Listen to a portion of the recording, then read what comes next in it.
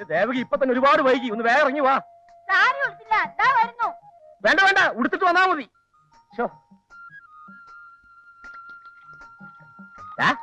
അപ്പൊ ഇതുവരെ വന്നില്ലേ? കണ്ടില്ല. ഞാൻ പ്രത്യേകം പറഞ്ഞ എംബോക്കിയോട് 10 മണിക്ക് പ്ലെയിൻ വരും, 8 മണിക്ക് പുറപ്പെടാമെന്ന്. മോന്റെ മുറിയെ വൃത്തിയാക്കിയോ? ഓ, വൃത്തിയാക്കി. ഒരു പൊടി പോലും കണ്ടുപോകരുത്. ഇപ്പൊ അവന്റെ സ്വഭാവം എങ്ങനെയാണെന്ന് നമുക്ക് പറയാൻ കഴിയില്ല. പിന്നെ നീയൊക്കെ നല്ല ഡിസിപ്ലിനായിട്ട് നിന്നേക്കണം. പിന്നെ ഒന്നുമല്ല.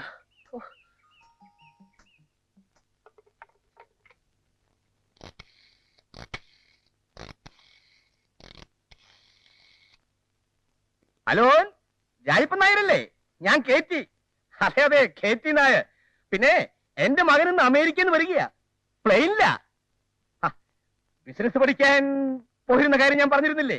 അവൻ തന്നെ കഴിഞ്ഞു. ബിസിനസ് എല്ലാം പഠിച്ചു കഴിഞ്ഞു. അവൻ അമേരിക്കയിൽ നിന്ന് പ്ലെയിനിൽ വരുന്ന കാര്യം എല്ലാവരോടും ഒന്ന് പറഞ്ഞേക്കണം. ഓക്കെ? എന്റെ ദേവകി, നീ ഒന്ന് ഇറങ്ങി വാ. ഞാൻ റെഡി.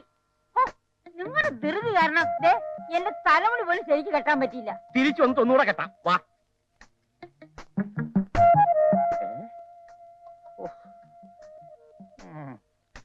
ഭഗവാനെ, അവ ഇതോടെ വന്നില്ലേ? ഡ്രൈവർ പോലും വരാതെയാണ് എന്നെ ധൃതി പഠിച്ചത്. ഞാൻ ഇതാ തലമുടി പോലും ശരിക്ക് കെട്ടാതെയാ വന്നത്. ഞാൻ പോയി കെട്ടിട്ട് വരാം. അതിനിടയ്ക്കാവും വന്നാൽ ഞാനങ്ങ് പോവും. വേണ്ട. പിന്നെ ദേവകി, പിന്നെ ഒന്നുമല്ല. ഇതിന് തലയ്ക്ക് വട്ട.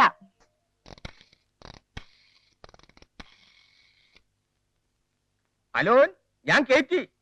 അതെ, അമേരിക്കയിൽ നിന്ന് എന്റെ മകൻ പ്ലെയിനിൽ വരുന്നു. ഓ, ഞാൻ പറഞ്ഞിരുന്നു അല്ലേ, മറന്നുപോയി. 10 മണിക്കാ പ്ലെയിൻ.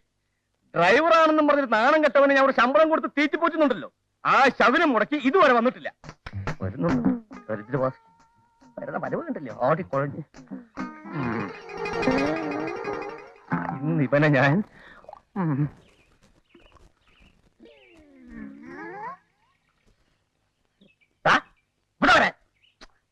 അതൊക്കെ പിന്നെ പറയാം. ശംഭു, നീ കാറെടുക്ക. ശംഭുന്നല്ല, ഇവനെ ശുംഭനെ വിളിക്കേണ്ടത്. ശുംഭൻ, അതുകൊള്ളാം മുതലാളി. എടോ, താൻ കാറെടുക്കടോ. നിലനില്ലേ കയ്യിൽ കൊടുത്തോണ്ടാണ് എയർപോർട്ടിൽ പോകുന്നേ. എവിടെയാണ് യൂണിഫോം? അത് 1.5 വർഷത്തെ നിരന്തരമായ ഉപയോഗം മൂലം യൂണിഫോം എന്ന് പറയുന്ന ആ സാധനം ഛിന്ന ഭിന്നമായി പോയ കാര്യം ഞാൻ മുതലാളിയെ നേരത്തെ ഉണർത്തിച്ചിരുന്നു. അത് എന്ന് വെച്ച് എന്റെ മുൻ അമേരിക്കയിലാണ് വരുന്നത്. അവന്റെ ഡ്രൈവർ കയ്യിലെടുത്തോണ്ട് പോയാൽ അതിനെ കുറച്ച് ആർക്കാടാ? മുതലാളിക്ക് അല്ല, അവന്, എന്റെ മോന്. അത് ഞാൻ സമ്മതിക്കില്ല. മതിന്നെ, നീ കാറെടുക്ക. ആ കയ്യിലേക്ക് മാറ്റി. അപ്പുറത്ത് പോയി മാറ. ഞാനാ ഒരുത്തൻ. ഇവനെ ഞാൻ വെച്ചിരിക്കില്ല. അധിക പ്രസംഗി.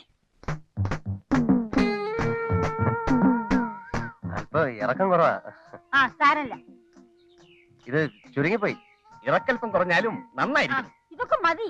പിന്നെ എയർപോർട്ടിൽ മോൻ കാറിന്റെ അടുത്ത് വന്നാൽ ഉടനെ നീ സല്യൂട്ട് ചെയ്തേക്കണം. അതെങ്ങനെ? ഇങ്ങനെ. വണ്ടി എടുക്കണോ?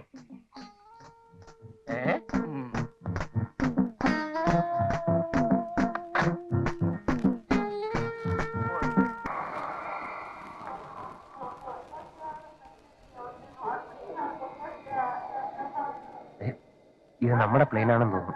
എനിക്കറിയാം, നീ അവിടെ പോയിരിക്കും. പിന്നെ സല്യൂട്ട് ചെയ്യാൻ മറക്കണ്ട. എന്നെ പഠിപ്പിക്കാൻ പറ്റും.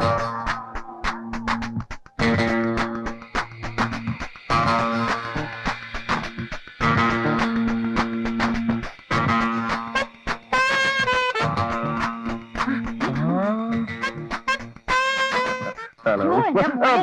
Please, ma'am, please don't touch me. This is not the place to show all these cheap sentiments. നമ്മുടെ ഡ്രൈവറാ. അറിയാം, ഞങ്ങൾ ഒരുമിച്ച് പഠിച്ച ശംഭു. എനിക്ക് ഓർമ്മയില്ല. വെൽ, സ്റ്റേറ്റ്സിൽ VIP റിസീവ് ചെയ്യുന്ന ഇങ്ങനെയല്ല. ഞാൻ കാണിച്ചു തരാം. Stretch your hands like this. Keep your head down. Sorry. Okay. നമ്മുടെ കാർ എവിടെ? പുറത്തുണ്ട്. എടുത്തോളാം. ഇതാ മോനെ, ഇത് തന്നെ. നോൺസെൻസ്. ഈ ചക്ര വണ്ടി മാറ്റണമെന്ന് ഞാൻ എഴുതിയിരുന്നു. ക്ഷമിച്ചു മോനെ, പുതിയതൊരെണ്ണം ബുക്ക് ചെയ്തിട്ടുണ്ട്. എത്ര പറഞ്ഞാലും മനസ്സിലാവാത്ത കൾച്ചറൽ പീപ്പിൾ. ഓക്കെ, നമുക്ക് മുന്നിൽ കയറാം. മോ സുഖമായി ബാക്കിൽ ഇരുന്നോട്ടെ. ചെല്ലേ ഡ്രൈവർ.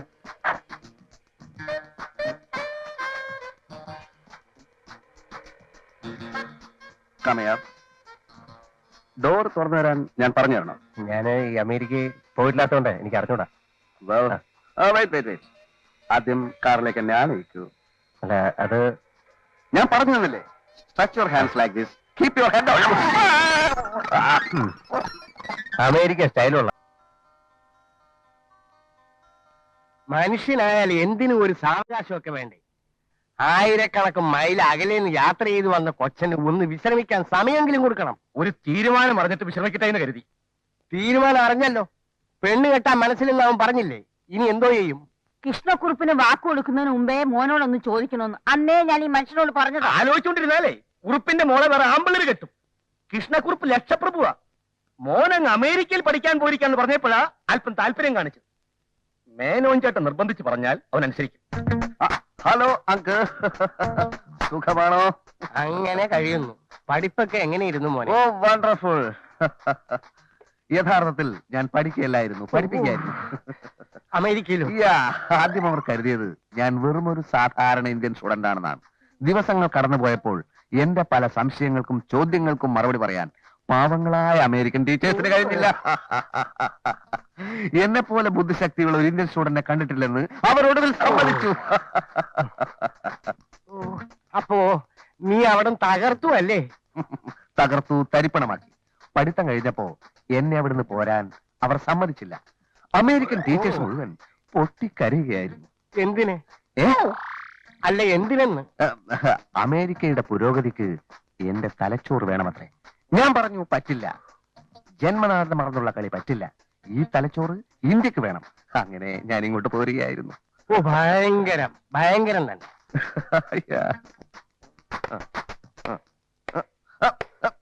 സ്റ്റോപ്പ്. അതൊക്കെ ഉറപ്പിച്ചാൽ മതി. ക്രിക്കറ്റ് കളിക്കാനാണ്, പശുക്കളെ കെട്ടാനല്ല. ക്ഷമിക്കണം, എനിക്ക് ഈ കളി അത്ര വശമില്ലാത്തോണ്ടാ. ഓ ഇത് കേട്ടാത്തൊന്നും മറ്റു കളികളൊക്കെ വലിയ വശമാണ്. അതൊന്നും പറയണ്ട. സ്കൂളിൽ ഫുട്ബോൾ ടീമിന്റെ ക്യാപ്റ്റൻ ഞാനായിരുന്നില്ലേ? മാധവനത് ഓർമ്മയില്ലേ? എന്താ മാധവനോ? എന്റെ ഡ്രൈവർ എന്റെ പേര് വിളിക്കുന്നു. നമ്മളൊക്കെ ഒന്നിച്ച് പഠിച്ചോട്ടില്ലേ? എന്ന് വെച്ചാൽ അപ്പനക്കറി കളിയാന്ന് വിളിക്കോ? അപ്പനൊക്കെ അച്ഛന്ന് വിളിക്കാമല്ലോ. സാറേ എന്ന് വിളിക്കണം. പിന്നെ ആര് പറഞ്ഞു ഞാൻ മാധവനാണെന്ന്? MA ധവാൻ, അതാ ഇപ്പൊ എന്റെ പേര്. ധവാൻ സാർ എന്ന് വിളിക്കണം. പേര് മാറിയ വിവരം ഞാൻ അറിഞ്ഞില്ല സാറേ. പേര് മാത്രമല്ല, അടിമുടി മാറി. ഒന്നിച്ച് പഠിച്ച കാര്യമൊന്നും ഇനി മിണ്ടരുത്. അതെനിക്ക് കുറച്ചില്ല. താഴേക്കിടയിലുള്ള ഒരു തൊഴിലാളി മേലേക്കിടയിലുള്ള ഒരു മുതലാളിയോട് എങ്ങനെ പെരുമാറുന്നോ അതേപോലെ പെരുമാറിയാ മതി. ഇനി ഞാൻ എന്താ ചെയ്യേണ്ടത്? ഞാൻ ബാറ്റിംഗ് തുടങ്ങുകയാണ്. ബൗൾ ചെയ്തോളൂ. ഇതെങ്ങോട്ടാ എറിയേണ്ടത്? ഈ കുറ്റി ലക്ഷ്യമാക്കി എറിഞ്ഞോളൂ. ഞാൻ പന്തടിച്ച് ദൂരെ പായിക്കും. ഇവിടുന്നല്ല, ഞാൻ കാണിച്ചു തരാം. ഈ കുറ്റിയുടെ അടുത്തുനിന്ന് ഇങ്ങനെ ബൗൾ ചെയ്യണം, അല്ലാതെ മാങ്ങക്കറിയുന്ന പോലെയല്ല.